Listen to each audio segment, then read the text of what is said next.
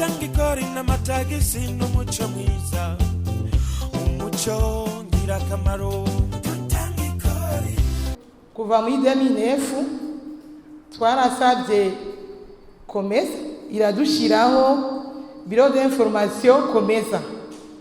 Turaho nyene twahereye dusaba yuko leta yodufasha kadusinyira rwa rupapuro rekose ariko regime de commerce simplifié.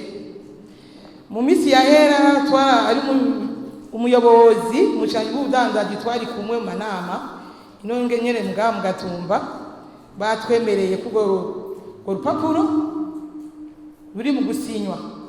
Twasha igisabo kubasaba mwebwe mwaserukiye ubushikiranganje bw'ubudandaji mudushikira imbere mudusabire mutuvugire tureko gosinywa kumbure nimwaruka mutwemereye ko dushobora gukoresha ama prebox cyangwa de market katuronsa yagira cyangwa fuso muri Rwanda rwacu rwo gwerekana idandaza nabo muri Kongo byo dufasha gutwara ibidandazwa tuzi yuko birekuriwe kujabuka bikajabuka tangorane.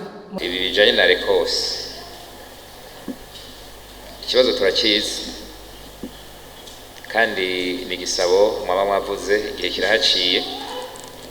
Nibaza yuko ari igikorwa novuga gisigaye iwacu kandi kubandanya mwishuza si bibi, ahubwo muzobandanye mutwishuza kugira iki gikorwa gishobore kuva mu nza. Mugabo ikibazo turakizi kandi turabona yuko gikenewe kugira igikorwa gishobore kuva mu nzira. Obera ikora neza mu kutworohereza